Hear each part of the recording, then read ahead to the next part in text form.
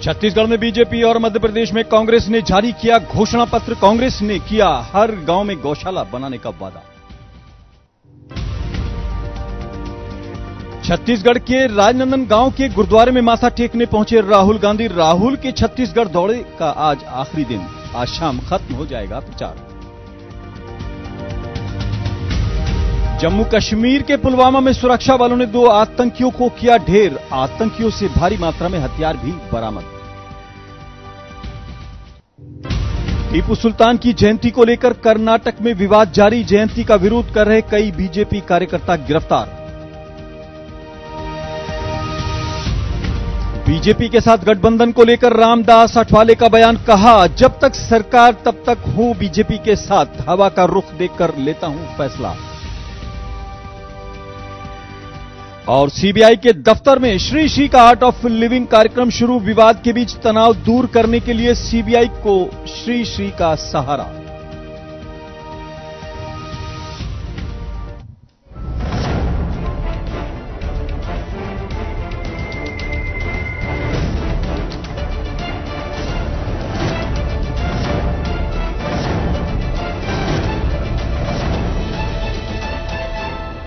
नमस्कार, जेके 24/7 न्यूज में आपका स्वागत है। मैं हूं आजाद खालिद, आपका मेजबान, और लेकर हाजिर हूं दो का पंच यानी 2 बजे तक की 5 वो बड़ी खबरें जो आज चर्चा में हैं और जिनके बारे में ये ख्याल है कि और भी कुछ इसमें सच्चाई सामने आ सकती है। हमारे प्रोड्यूसर्स, हमारे रिपोर्टर्स इसके बारे में जानकारी देंगे आपको और हम विस्तार से आपको इन खबरों के बारे में बताते हैं।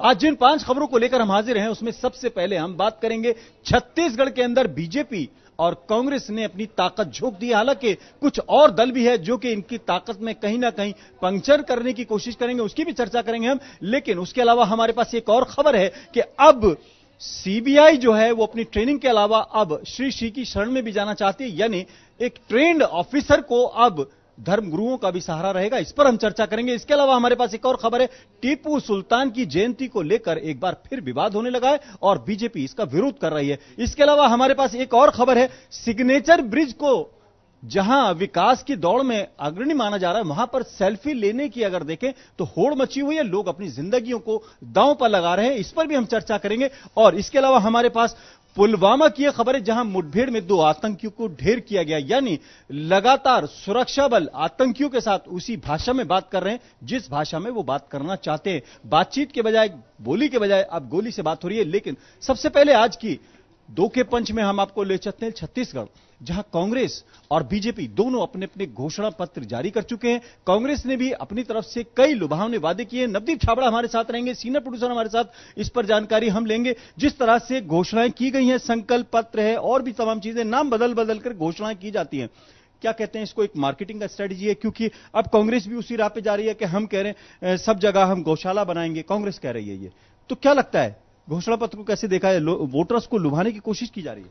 नहीं, बिल्कुल। देखिए, कांग्रेस ने जिस तरह से अपना घोषणा पत्र जारी किया, खाली उसमें साफ साफ है कि चाहे युवा हैं, चाहे वहाँ का खेतीबाड़ी सेक्टर है, चाहे छत्तीसगढ़ के विकास की बात है, अलग अलग सेक्टरों को लेकर सभी वर्गों को ध्यान में रखते हुए कांग्रेस ने अपना घोषणा पत्र जारी किया है। किसानों की न्यूनतम समर्थन मूल्य है, चाहे अलग अलग फसलों को लेकर उसका वादा कांग्रेस ने किया है।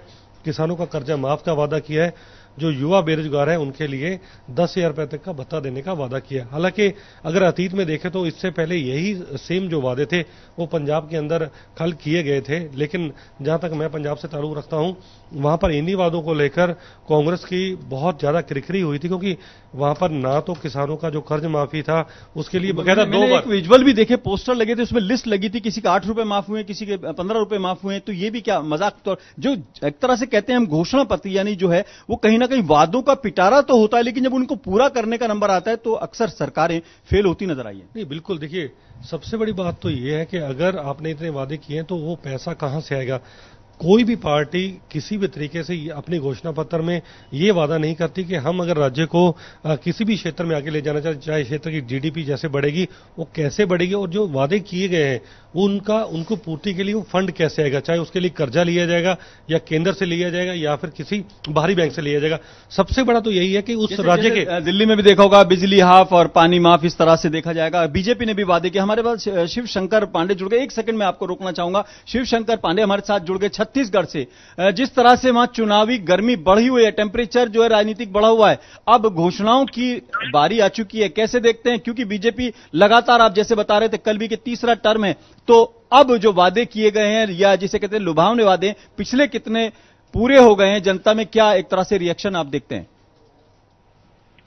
देखिए, बीजेपी ने आज अमित शाह ने घोषणा पत्र यानी संकल्प पत्र नाम दिया गया था बीजेपी की ओर से, इसको जारी किया हुआ है। उनका एक सीधा ये है कि 15 साल में जो योजनाएं बीजेपी यहाँ पर चलाती आ रही है, उन्हीं का एक एड ऑन घोषणा संकल्प पत्र है, उनको एड ऑन किया गया, सारी योजनाओं को एड ऑन किया गया है।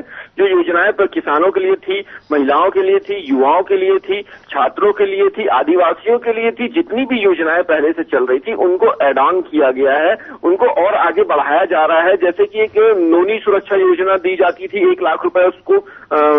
शिवशंकर, जिस तरह से वहां पर अभी आप हमें तस्वीर भी दिखा रहे हैं कि राहुल गांधी गुरुद्वारे में मत्था टेकने पहुंचे हैं, तो ये भी आप देख सकते हैं। तो क्या लगता है, गौशाला बनाएंगे, गुरुद्वारे जाएंगे, वही एक तरह से धार्मिक राजनीति होती नजर आ रही है धर्म के आधार पर? क्या लगता है, दोनों पार्टियों में कहीं कोई फर्क नजर आ रहा है आपको? बिल्कुल, देखिए, राहुल गांधी जो चुनाव के समय जो उनका एक रूप होता है, सॉफ्ट हिंदुत्व को बढ़ावा देने का रहता है। ये बीजेपी की के आमने सामने खड़े होने की कांग्रेस की सबसे अच्छी रणनीति है, सॉफ्ट हिंदुत्व। वो सॉफ्ट हिंदुत्व का एक चेहरा राहुल गांधी के रूप में प्रस्तुत किया जाता है।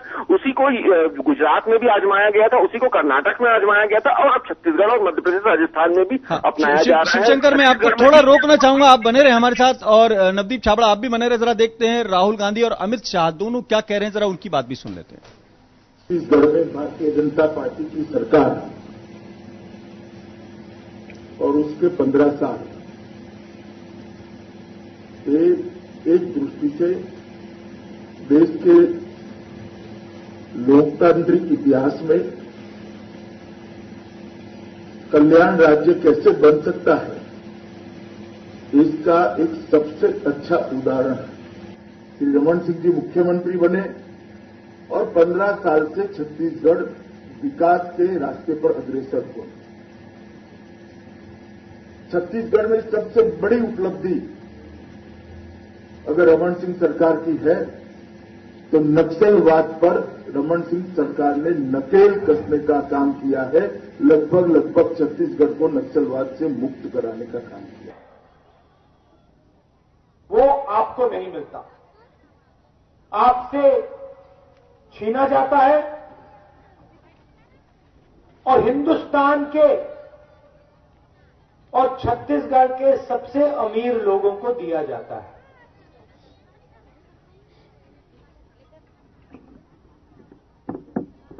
छत्तीसगढ़ की 40% जनता गरीबी रेखा से नीचे है। हिंदुस्तान का सबसे गरीब प्रदेश छत्तीसगढ़ है, मगर आपके पास सब कुछ है। और इसका कारण है कि आपकी जो सरकार है, रमन सिंह जी की सरकार, वो भ्रष्ट है, और वो जो आपका है वो आपको नहीं देती है और आपसे छीनकर अपने 5, 10, 15 मित्रों को देती है। जी हां, छत्तीसगढ़ में आपने देखा चुनावी माहौल है और राजनीतिक पारा एक तरह से चढ़ा हुआ है और लोक लुभावने वादों का सिलसिला जारी है। घोषणा पत्र, संकल्प पत्र, वादे और इरादे जाहिर किए जा रहे हैं, लेकिन उसके बाद क्या होगा ये देखने की बात है। लेकिन ये बीजेपी और कांग्रेस भले आमने सामने लड़ने की बात करो, लेकिन छोटे दल भी वहां पर सक्रिय हैं और यकीनन वो इनकी प्लानिंग में कहीं ना कहीं पंक्चर करेंगे, क्योंकि बसपा और अजीत जोगी की पार्टी भी वहां पर सक्रिय और भी क्षेत्रीय दल मौजूद है। बढ़ते हैं अगली खबर की तरफ और बात करते हैं सीबीआई की। देश की सबसे बड़ी जांच एजेंसी की भी हम बात करेंगे। प्रिया जुनेजा हमारे साथ रहेंगी, तरुण शर्मा हमारे साथ रहेंगे। हम जानने की कोशिश करेंगे आखिर अब सीबीआई जैसी संस्था जो देश का सिरमौर है, उसको भी अपने लिए सुधार के अंदर श्री रविशंकर के शरण में जाकर अपने एटीट्यूड में बदलाव लाने की बात की जा रही है। एक हाई लेवल ट्रेनिंग के बाद ये लोग बनते हैं, ऑफिसर बनते हैं, पूरा देश इन पर नजर रखता है। लेकिन अगर बात की जाए कि अब उनको भी एक तरह सिनर्जी की जरूरत पड़ रही है, हालांकि जिस तरह से पिछले दिनों चर्चा थी, करप्शन है, रिश्वत है और तमाम चीजें, तो क्या लगता है? देखिए, एक तरफ तो कहीं ना कहीं मुझे ऐसा लगता है कि ये चीजें सही भी हैं, क्योंकि आपने देखा होगा कि कई अधिकारी तनाव में आकर आत्महत्या कर लेते हैं। कई ऐसी खबरें सामने आई थी। पुलिस कर्मियों की बात की जाए या फिर सीबीआई ट्रेनिंग बहुत ज्यादा मुश्किल होती है। पहले तो मैं ये बता दूं, बहुत मुश्किल ये होती है, काफी कठिन ये होती है और इसमें बहुत ज्यादा खर्चा भी आता है। लेकिन अगर श्री श्री रविशंकर को यहां बुलाया जा रहा है, इसका एक देखें तो सिर्फ यही कारण नहीं है कि वो गुरु धारण कर रहे हैं या ये कहें कि गुरु अध्यात्म की तरफ बढ़ रहे हैं, बल्कि उनका सीधा सीधा पॉइंट ये है कि सभी जो कर्मी हैं उनके तनाव को कहीं ना कहीं दूर किया जाए मेडिटेशन करके। तरुण, जिस तरह से ये हो रहा है इसका लाभ मिलेगा। हालांकि राकेश अस्थाना का मामला हो, वर्मा जी का मामला हो, ये तमाम जो लोग हैं कहीं ना कहीं विवादों में थे, तो क्या लगता है विवाद से दिमाग हटाने के लिए या वाकई में इनका तनाव दूर करने के लिए कोशिश की जा रही है? देखिए, तनाव दूर करने की जहां तक बात है वो की गई है, लेकिन जब से ये श्री श्री रविशंकर का जब कैंप शुरू हुआ है, इसको लेकर जो है पॉलिटिकल भी पार्टियां वो निशाना साध रही हैं रविशंकर पे कि जिस तरह से राकेश अस्थाना का मामला हो या आलोक वर्मा का हो, कि इससे पहले ऐसा क्यों नहीं किया गया। और जो प्रशांत भूषण है, उन्होंने ये कहा था या अपने ट्वीट में कि अब सांप, बिच्छू और ऐसी चीजों पर जो है वो सीबीआई जाएगी, यानी कि अब धार्मिक षड्यंत्र, इस पर सवाल उठने लग रहे हैं। अब यानी श्री श्री के बारे में अभी आपने देखा होगा, वो आतंकवादियों को भी एक तरह से ट्रेनिंग देना चाहते थे, उनको भी कहीं ना कहीं ये बताना चाहते थे मुख्य धारा में आ जाएं। उसके अलावा उन्होंने राम मंदिर और बाबरी मस्जिद के विवाद को भी सुलझाने की कोशिश की, लेकिन नतीजे सबके सामने। लेकिन जरा राजनीतिक लोग क्या कह रहे हैं वो भी सुन लेते हैं, इस पर लोगों का रिएक्शन क्या है वो सुन लेते हैं पहले। सीबीआई में क्या काम, अपना अपना काम सब करें, वही काफी होगा, उसी से देश चल पड़ेगा। ये एक अजीब सा एक स्वांग हो रहा है इस देश में। सीबीआई अपना काम नहीं कर पा रही, राजनीतिक हस्तक्षेप है। अरे उसको दूर करने के लिए श्री श्री रविशंकर जी को इस्तेमाल करना चाहिए अपना ताकत, और मोदी जी के कान में जाकर कुछ कह दें कि भाई सीबीआई को आजाद छोड़ दीजिए, काम करने दीजिए। वो ज्यादा बड़ी सेवा होगी सीबीआई के लिए भी और देश के लिए भी। जिस तरह से प्रिया, लास्ट कमेंट में आपको, जिस तरह से पवन खेड़ा भी कह रहे हैं, तो सीबीआई जो है एक एलीट हमारी जो है जांच एजेंसी है, खुद वो तनाव में है, चर्चा में है, करप्शन को लेकर और बहुत से मामले हैं, क्वात्रोकी के मामले को हालांकि वो दबा दिया गया, लेकिन और भी बहुत चीजें। तो क्या ये कोई फायदेमंद नजर आता है आपको?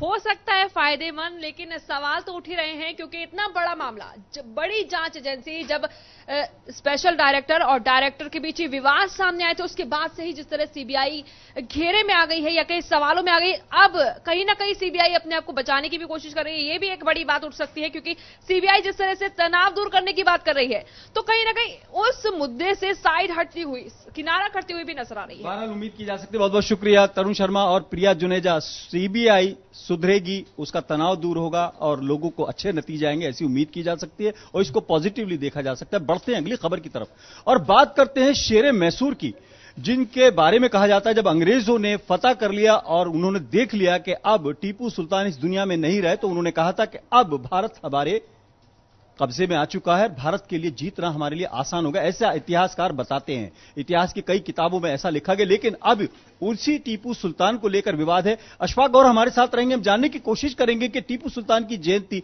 हालांकि जयंती मनती रही है और अब एक विवाद खड़ा होता नजर आ रहा है, कैसा देखते हैं? बेसिकली विवाद के लिए ये चीज मैं कहूं कि याद माजी बड़ी अजाब है, या रब छीन ले कुव्वत हाफिजा मेरा। अगर हमने हिस्ट्री को सही डायरेक्शन और सही सिमत में पढ़ा होता तो शायद आज मैसूर के अंदर, बेंगलुरु के अंदर जो कुछ हो रहा है ये नहीं हुआ होता।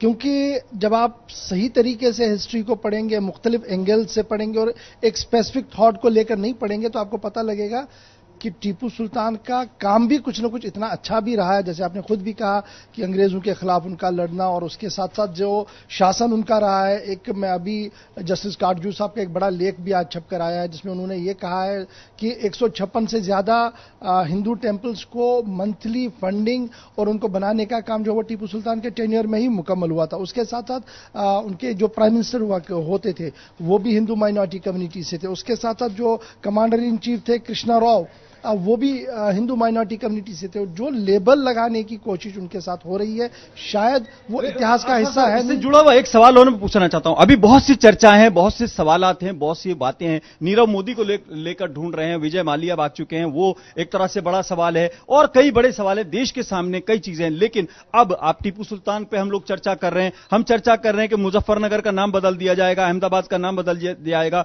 इलाहाबाद का नाम बदला जा चुका है, फैजाबाद का नाम बदला जा चुका है। तो क्या मुद्दों को लेकर अब चर्चा यह है कि मुजफ्फरनगर का नाम भी बदल दिया जाएगा, तो क्या नाम बदलने से समस्याएं दूर होंगी? नाम बदलने से अगर समस्या दूर हुई होती तो माजी में भी इस तरीके के हमने देखे हैं, सैकड़ों नाम बदले हैं, दर्जनों नाम बदले हैं, लेकिन न तो नियत बदली न ही सोच बदली। और जब नियत और सोच नहीं बदली तो आपका वातावरण नहीं बदला, आपका सिस्टम नहीं बदला, आपकी सोसाइटी नहीं बदली। आप नाम यहां किसी को लंदन ब्रिज रख दीजिए, जब चलने के लिए गाड़ी नहीं होगी तो लंदन ब्रिज रख के आप क्या करेंगे उसको? आप किसी जगह पर किसी और चीज का नाम रखिए। लेकिन जब अमन नहीं होगा, जब डेवलपमेंट नहीं होगी, जब प्रोग्रेस नहीं होगी, जब पीस ऑफ माइंड नहीं होगा, जब डेवलपमेंट ओरिएंटेड बात नहीं होगी, तो आप नाम रखने से मेरे ख्याल से ज्यादा हमारे साथ निशांत राय भी जुड़े हुए हैं। जरा ये देख लेते हैं पॉलिटिकल लोग क्या करें, स्वामी प्रसाद मौर्य क्या कह रहे हैं, जरा ये सुन लेते हैं। भगाने में टीपू सुल्तान का भी योगदान रहा है। अंग्रेजों से लड़ने के लिए टीपू सुल्तान की तलवार भी अपनी धाक जमाई थी। इसलिए हम समझते हैं जिनका भी योगदान हमारे राष्ट्र के निर्माण में या गुलामी से मुक्त कराने के लिए फिरंगियों से लोहा लेने में रहा है। इन्हीं तथ्यों में तो उनकी बात सही है, सोम की बात, क्योंकि लड़े हम हिंदू ही लड़े, मरे भी हिंदू ही मरे। और यदि औरंगजेब से लड़ना था हिंदू लड़े, अलाउद्दीन खिलजी से हिंदू लड़े, या हिंदुओं की जो महिला समाज है वो उनका शिकार बने। गुरु गोविंद सिंह भी मुगलों से लड़े, गुरु टेक बहादुर अपनी गर्दन दे दी उसके लिए। तो इसीलिए मैं कहता हूं कि बात तो सही है कि हम देश की जो हिंदुस्तान थी उसको मुक्त करने के लिए हम सब लड़े, और जहां जबरदस्ती हमारे शहर के नाम बदले गए उसको पूर्णतः कन्याकुमारी से कश्मीर तक और जामनगर से डिब्रूगढ़ तक जहां भी शहरों का नाम बदला है उसको दोबारा बदलना है। यानी नाम बदलने को लेकर राजनीति गर्मा गई है और कह रहे हैं शहरों का नाम बदलकर। लेकिन मुझे लगता है कि अगर मुगलों के पास इतने दिन सरकार रही है तो सवाल ये उठ रहा है, मुझसे कल एक आदमी पूछ रहा था उन्होंने शहरों के नाम बदले, हिंदुस्तान का नाम नहीं बदला। ये बड़ा सवाल है अशफाक साहब। देखिए, मुगलों ने क्या किया उसको छोड़कर हम क्या कर रहे हैं, वो एक बड़ा सवाल इस वक्त है, क्योंकि हम एक डेमोक्रेट कंट्री है और हमारी मिसालें बहुत दुनिया में दी जाती है। अगर हम उसी जगह पर चले जिस जगह में और देश चल चुके हैं तो शायद उनमें और हम में ज्यादा फर्क नहीं रहेगा। एक और दूसरा जो बड़ा मुद्दा है वो ये है कि जहां पर आपने नाम चेंज भी किया वहां बदला क्या है। अशफाक साहब, मैं आपको थोड़ा सा रोकना चाहूंगा। जेबी अग्रवाल साहब हमारे साथ मौजूद हैं फोन लाइन पर, कांग्रेस के वरिष्ठ नेता हैं। अग्रवाल साहब, बहुत बहुत स्वागत है आपका। जी, मेहरबानी। समस्याएं बहुत हैं, आप लोग रोजाना नई बात बताते हैं कि राफेल है, नीरव मोदी भाग गया, माल्या भाग गया, लेकिन ये नाम बदलना जो है वो ज्यादा जरूरी लगता है। क्या कहते हैं आप? सर, बात यह है, जब हम बेफिक्र होना, जब राजा बेफिक्र हो जाता है, उसे रोटी और रोजगार की चिंता नहीं होती, लोगों के छत की चिंता नहीं होती, माहौल की चिंता नहीं होती, आतंकवाद की चिंता नहीं होती, बॉर्डर पे लोग मर रहे हैं उसकी चिंता नहीं होती, नोटबंदी में 200 आदमी मर गए उसकी चिंता नहीं होती, तो फिर वो इसी तरह के काम करते हैं। भाई, आपको डेवलपमेंट का काम तो करना नहीं। यूपी में जब से सरकार आई है जंगल राज बना हुआ है, उससे ध्यान भटकाना चाहते हैं। यानी जो जिस तरह से इलाहाबाद का नाम बदला गया है, फैजाबाद का नाम बदला गया, मुजफ्फरनगर के नाम को बदलने की बात चल रही है, अहमदाबाद के नाम के बदलने की बात चल रही है, तो क्या लगता है इसको, ये पॉजिटिव लगता है आपको? सर, ये बड़ी गलत परिपाटी है कि अगर आपकी सरकार आ गई, बड़ी मुश्किल से आपकी सरकार आई है, तो आपने ये तमाशा शुरू कर दिया। मान लीजिए इसके बाद जो दूसरी सरकार आएगी वो सारे नाम निरस्त कर देगी, तो ये तो खेल हो गया ना। ये जनता की मांग नहीं है, ये चंद आदमी अपनी मर्जी से ये काम कर रहे हैं। मैंने नहीं सुना आज तक जनता की कोई मांग ऐसी रही हो किसी चीज के नाम बदलने की। आपने गुरुग्राम कर दिया और लेकिन अग्रवाल साहब, एक सवाल ही उठता है, आपने भी कनॉट प्लेस का नाम बदलकर राजीव चौक कर दिया, तो ये नाम बदलना कोई नया परंपरा तो लग नहीं रही? नहीं, आप दूसरी तरह लेना, हम डेवलपमेंट के काम करते हैं और उसके साथ नाम जोड़ते हैं। मैं ये कह रहा हूं कि आपके पास कुछ करने को नहीं है, दिखाने को नहीं है, आपके यहाँ लोगों का बुरी हाल हो रही है, लोग मारे जा रहे हैं, आज आपके यहाँ जो लॉ एंड ऑर्डर है उसकी व्यवस्था इतनी खराब है, बच्चे हॉस्पिटल में मर रहे हैं, तो आप किस चीज से ध्यान भटकाना चाहते हैं? दरअसल जो राजनीति की जो दिशा है, आप देखें मायावती जी आती है वो नाम बदल देती है, अमरोहा का नाम कुछ और कर देती है, ज्योतिबा फुले कर देती है, तो ये क्या लगता है राजनीति इसी दिशा में जा रही है अब लगता है? नहीं सर, मैं तो भारतीय जनता पार्टी जो काम कर रही है ये 100% गलत है। इनके काले चेहरे पे से पर्दा ना उठे और लोगों का ध्यान भटकाने की साजिश है। जी बहुत बहुत शुक्रिया अग्रवाल साहब आपका, आपने वक्त दिया हमें। बढ़ते हैं अगली खबर की तरफ और बात करते हैं सिग्नेचर ब्रिज की। सिग्नेचर ब्रिज भले ही बनने में 14 से 17 साल लग गए हों, लेकिन उसके बनने के बाद नई नई चीजें सामने आ रही हैं। एक ब्रेकिंग अभी यह भी आ रही है कि केजरीवाल के खिलाफ भी एफआईआर दर्ज हो गई है और सीएम जो दिल्ली के हैं उनके खिलाफ भी एफआईआर दर्ज हो गई, क्योंकि वहां पर एक पहले ही दिन विवाद हो गया था। अब चर्चा यह भी है कि वहां पर लोग बाग अपनी सेल्फीज ले रहे हैं। रवि श्रीवास्तव हमारे साथ रहेंगे, संदीप भी रहेंगे हमारे साथ, हम उनसे जानने की कोशिश करेंगे और हमारे साथ प्रणय शर्मा भी फोन लाइन पर रहेंगे। हम जानने की कोशिश करेंगे ये सेल्फी जो है कई बार घातक हो जाती है, कई बार जानलेवा हो जाती है, लेकिन सिग्नेचर ब्रिज देखने में बड़ा अच्छा लगता है। वहां पे खड़े होकर जब आप अपनी सेल्फी खींचेंगे वो ज्यादा अच्छा लगेगा या कुछ और हो जाएगा तो ज्यादा बुरा लगेगा? देखिए जो तस्वीरें आई वो वाकई चिंताजनक है, क्योंकि देखिए उतने ऊंचे 165 मीटर ऊंचे ब्रिज के ऊपर इस तरीके से लोग सेल्फी ले रहे हैं, जो वाकई सोचने में मजबूर कर देती है कि सेल्फी लेने की होड़ में आखिर लोग अपने दाव को लगा रहे हैं। मतलब जान जाए तो जाए, कम से कम सेल्फी खिंच जाए। उतने ऊंचे ब्रिज से अगर वहां घोड़े की तरह बैठकर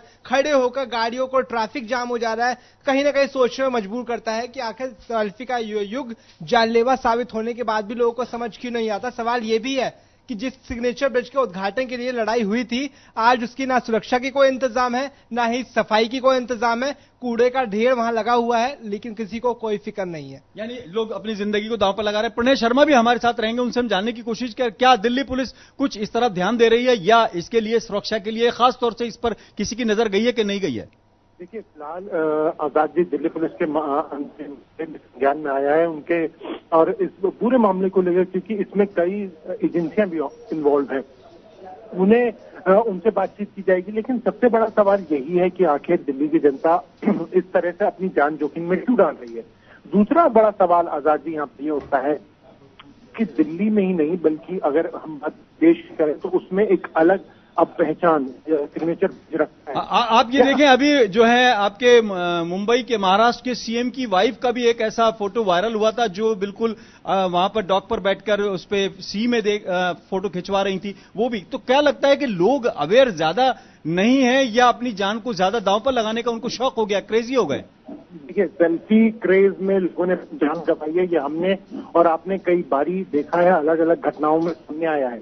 लेकिन मेरा ये मानना है कि अगर सिग्नेचर ब्रिज इस तरीके का बना है कि वहां पर लोग अति उत्साहित हैं वहां पर सेल्फी खिंचवाने के लिए, वहां पे अपनी पिक्चर्स क्लिक करने के लिए, तो वहां पर कोई ऐसा एक पॉइंट बनाया जाना चाहिए जो पूरी तरह से जहां पर ट्रैफिक की इन्वॉल्वमेंट ना हो और दूर से आप वहां पर एक तस्वीर खिंचा सके। लेकिन जिस तरीके से उसकी रोप्स पर चढ़कर जो लोग हैं वो सेल्फी खिंचवा रहे हैं, बीच में सिग्नेचर ब्रिज के बीचों बीच खड़े होकर खिंचवा रहे हैं, वहां पे जरूरत इस वक्त इस बात की। प्रणय एक चीज मैं दोनों रवि श्रीवास्तव से भी आपसे भी एक इस पर रिएक्शन लूंगा, क्योंकि आईपीसी में सेल्फी का कभी का जिक्र नहीं है और अति उत्साह का भी जिक्र नहीं, लेकिन अभी सिग्नेचर ब्रिज आप बात कर रहे हैं हम लोग, और अगर आप बात करें एलिवेटेड रोड पर हम लगभग रोजाना आते और जाते हैं, वहां पर लोग रात को खड़े होकर देर रात में उल्टे सीधे हरकतें करते हुए और अपनी अपनी सेल्फी लेते हुए करते हैं। तो क्या लगता है, जैसे श्री श्री रविशंकर अब सीबीआई को समझा रहे हैं, तो क्या लगता है अब लोगों को भी समझाने की जरूरत है कि आप जिंदगी को दांव पे न लगाएं?